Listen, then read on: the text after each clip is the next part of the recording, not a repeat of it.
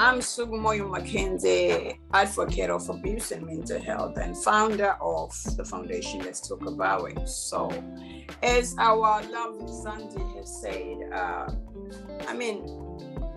loneliness, it can be a really, it can have an effect on us in different ways.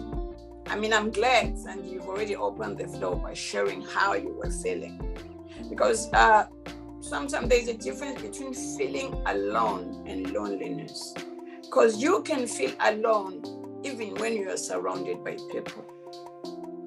And then you can have this loneliness. But in this case, there's two lovely ladies who invited me.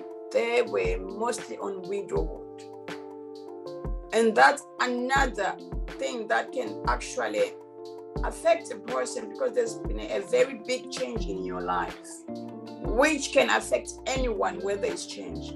But widowhood, you're thinking, how am I going to live without them? How can I, if you have children, how am I going to help with the kids? How are the kids feeling when it's not? So you're thinking of you and your children, which is another situation when you're a mother. Because I didn't want to give referrals that refer to women when they're men, and men will be like, what are you talking about? So especially when we are mothers, you're thinking of your child, you're thinking about yourself. And when you're thinking about yourself, sometimes we forget the self. You see my t-shirt here, where it says, can anyone read? What does it say? Self-love. Exactly, starts from there. Because you kind of like abandon your own feelings. Sometimes you are told, oh, it's been long, just step out of it.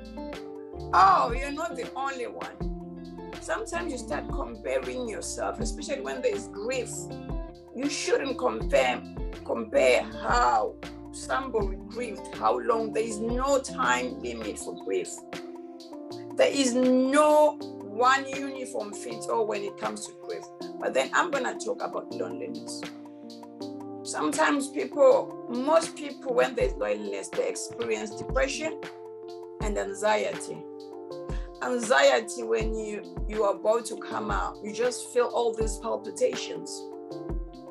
You can't do what you used to do. You keep questioning yourself. Depression, because those thoughts keep coming. And trust me, it's another painful feeling, thinking about it and then questioning yourself. That's where stigma comes in. Because in our society, when it comes to widowhood, there is always stigma.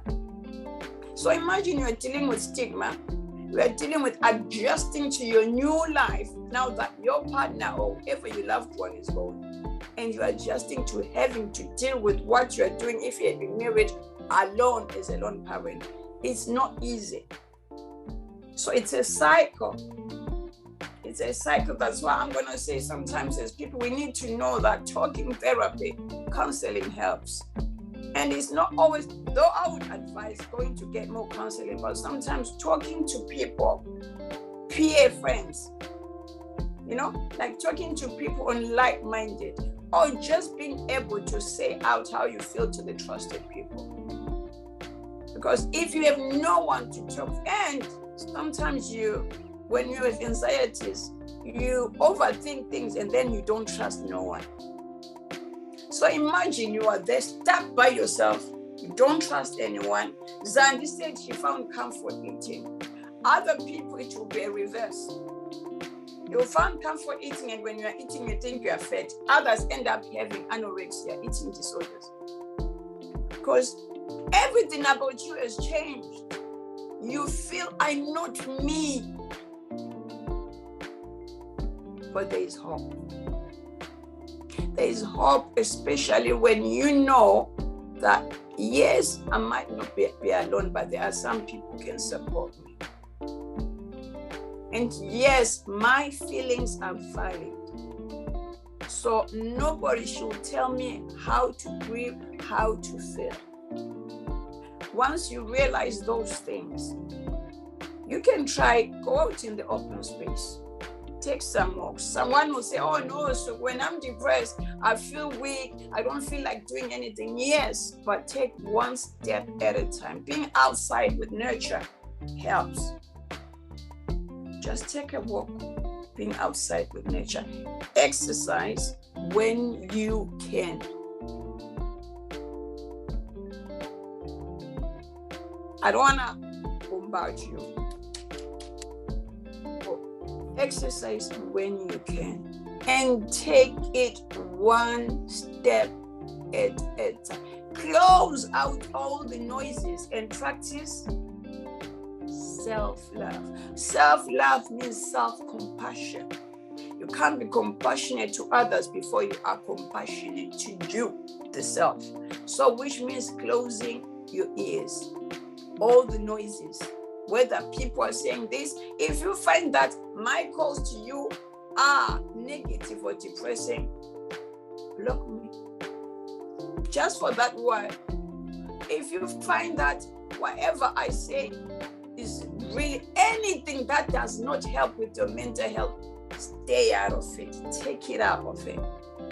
When you are in that state, it's time for self-love, looking after self while you are eating and being able to ask for help. Right there, that's why they say there's no man is an island. We ask for help. If you can't, go on the internet. There's technology here. You type. There's another group called Side by Side. They help on those ones. There are so many. It's mental health month. But I don't want to just dissuade from the reason why these ladies wanted to talk, because I'm looking at widowhood and I'm looking at losing somebody who was a part of your life and how it can feel. So we've talked about anxiety, depression. I had a lady who actually had a breakdown. They had to be admitted. And that lady was me, but it was my grandmother. My grandmother was my best friend. If you look at my videos, and I used to dance with her, laugh with her. But I couldn't, as much as I advocate for mental health, there is no qualification that could help. I couldn't sleep. I didn't want to talk to anyone. I shut myself out from the world. And when I couldn't sleep, they gave me some medication to take. But because I couldn't sleep, I kept taking, thinking this will help me sleep, until mistakenly it got to an overdose. Then I stayed at crisis point for about 3 weeks. That's just me, my grandmother. Imagine if it's a partner who you've been sharing. So that's grief. So I'm talking to a extent where I can say, oh, speak to someone. It's not as easy as saying it. But that doesn't mean we can't advise each other what can help. I don't know if anyone has anything to say, Sanjay, for now before I go further. I think there are organizations. Yes, I support people. There are organizations like Minds, Shout Out. And then there are organizations specifically tailored for grief, which I think after this we will share. So one thing, as I said, I'm not here to diagnose or prescribe, but I'm just trying to make you realize that, okay, but how can I say don't diagnose yourself? But that's why I'm saying less of motivation. You don't feel like getting out of bed. Everything to you seems useless. You can't experience joy. You feel empty. You feel that hollow part in you. So don't leave it to the fact that, yes, it's just grief. I can't seek help. Seek help. I'll repeat. Don't go to Dr. Google only. Because if those feelings are lasting, it means now you need help. A crash. Whether the GP will say sleeping tablets for a while or antidepressants for a while. Don't say, oh, I don't want to start taking antidepressants, because There is a norm. People lie to each other, say once you start taking antidepressants, or you end up there, oh, how would you start taking tablets because of grief? It happened to us. Don't, and I repeat, it's your grief, your journey, your feelings, which again I say they are valid. Anxieties, some people end up having anxiety attacks. Anxiety attacks, somebody would feel as if they're having a panic attack because your chest constricts, you can't breathe. And every other feeling that in a person with heart attack. So on those ones, it means you realizing that, okay, breathing down slowly because it's an anxiety attack. And sometimes when you're feeling overwhelmed, there is this called breathing exercise. So what you do, because I've realized some people have time when you say to yourself, cut out, step out, and then you stop.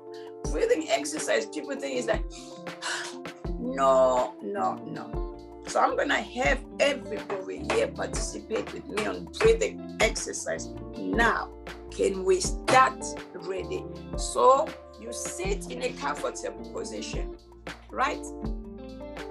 We don't feel comfortable facing others, but ladies, I applaud you for taking that plunge to come out, because it's easy to say, no, I will just do it without listening. But that's another great step that you've taken.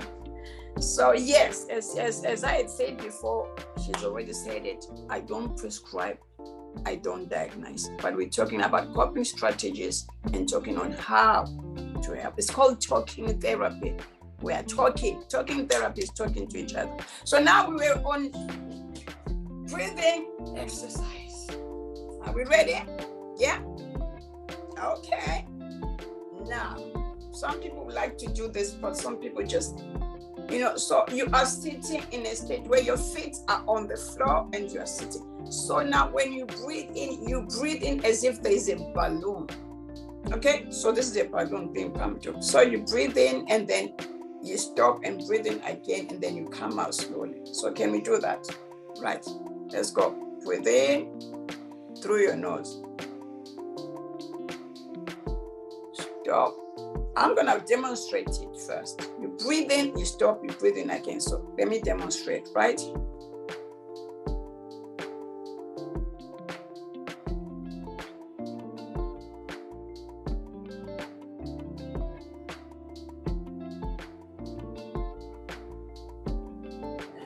So you are breathing in through your nose.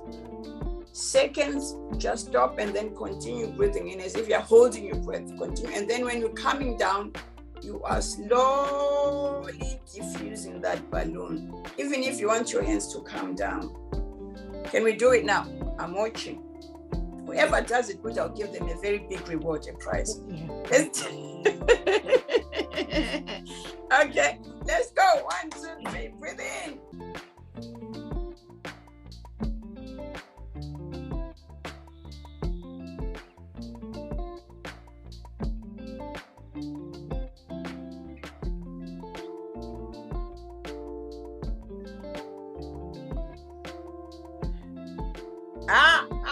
Your breath out was quick. I saw you. I asked somebody just you cannot. Who are you chasing? Because while I was still breathing in the head. Jesus. One more then. One more. You are not getting the reward. Even if I'm breathing in, I'm alert. You breathe in, you stop. You breathe in until it's there. Then you would diffuse it slowly. You are not rushing. Now I'm watching you. Just breathe in again. Tell me, what are you doing? You are yawning. Let's start, ladies. Okay, fine. 1, 2, 3. Breathe in.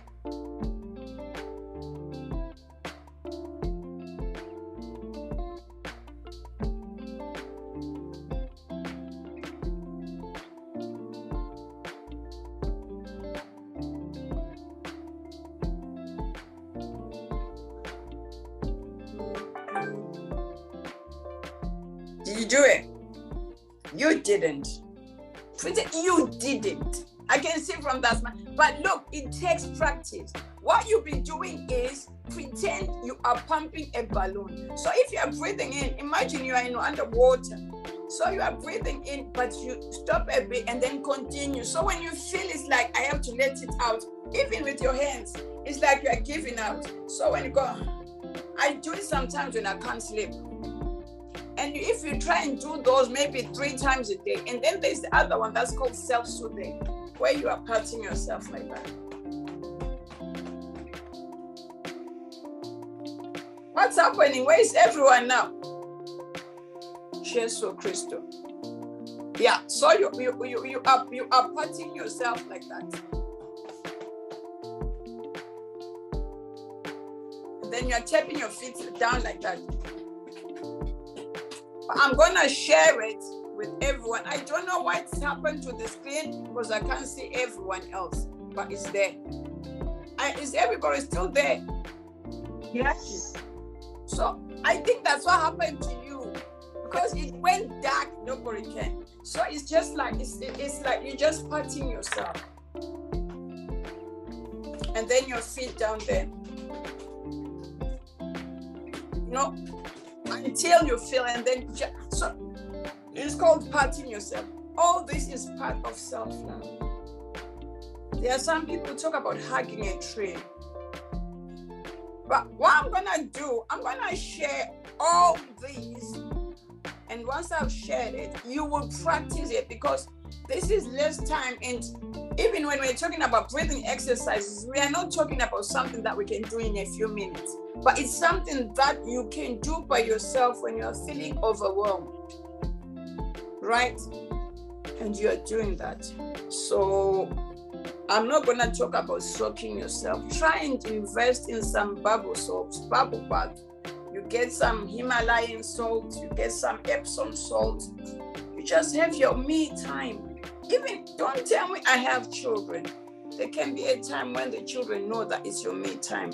Try and always have what we call me time, such that even if Suku calls, you've put your phone on plane mode. You are not gold. If somebody misses you, you call just if you miss them for 15 minutes, it's not that they will die because you are looking after self. So me time, sometimes you can just go and just sit in the park or take yourself out for a meal. Don't think people will say, oh, no. Just, it's more about working on self. I know everybody's thinking, oh, how about my children? Here we are talking of self. That doesn't mean you are not a good mother. That doesn't mean you are not a good aunt. But for you to be an effective parent, and you gotta be feeling okay by self. Because whatever we bring out affects. If I'm stressed, my children can attach to that stress. If I'm anxious, it's the same thing. But if I'm calm, even the way I talk, I don't get overwhelmed to the extent that I will snap at my children. I will shout at my children. I'll be angry at the smallest. So if you're working on yourself, once you work on self, you realize that those around you as well can feel that energy. Has anyone ever heard about feeling the energy? Do you ever feel an energy, somebody's energy? Yeah. So that's how it is. So if you look after self, people around you as well, you do. So you are with your children, then you are calm. There is so. But if everything is overwhelmed, I'll snap at a bit. You will just think, what have I done? I'll be defensive. I'll be paranoid when you say that to me. But if I'm calm, I'll have my time. I went into my bath. I soaked myself. I found myself, my thoughts are coming, because with depression, sometimes thoughts will come. It's that like a trickling water. Before you realize you've built all this part, it's self-soothing, but just thinking about all the bad that's happening to you before you realize you are deep in. So be in a situation where you say, snap, cut out. To those who pray, you pray. But God says, help those who help themselves.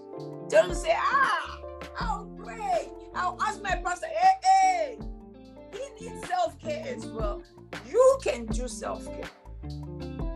So we spoke about investing in kind of some bubble baths or just any bubble bath. But I found Epsom salt and Himalayan salt have some effects in soothing.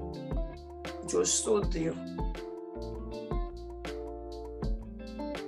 I don't know if I forgot anything else, but I'll be sharing. And another thing is, I say, if these feelings last for more than a month, this feeling of feeling lost, the void, the fact that you don't want to be around people, or your anxieties, you can't be around people, you're just feeling lost, you feel you are alone, there's no light at the end of a tunnel, seek help. I know with some GPs, there's a long wait, but there are calls you can call crisis point, crisis team to say, I am not coping. To say, I am not coping. Because I know these days, when you call in a GP, they take their time. So you call those. And then mine is 24/7. You call, because to you, to them, to the secretary there, they don't sense your emergency. And A&E, I know it takes as long as 7 hours, but you'd rather make that call. And because it's not an easy feeling lonely and feeling there's no one for me. I'm alone, nobody understands. Of course, nobody will understand exactly how you feel, but you can get the support from part of how you feel.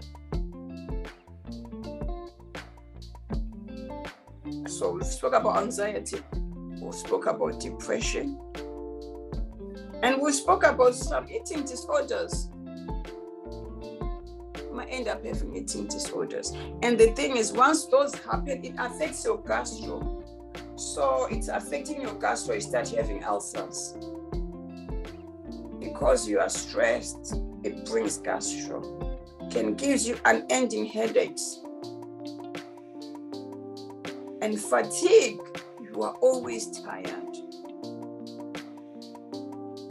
Don't deal with it on your own. You are not alone. And I repeat, if these feelings last for a long time, seek help. If it's not, call.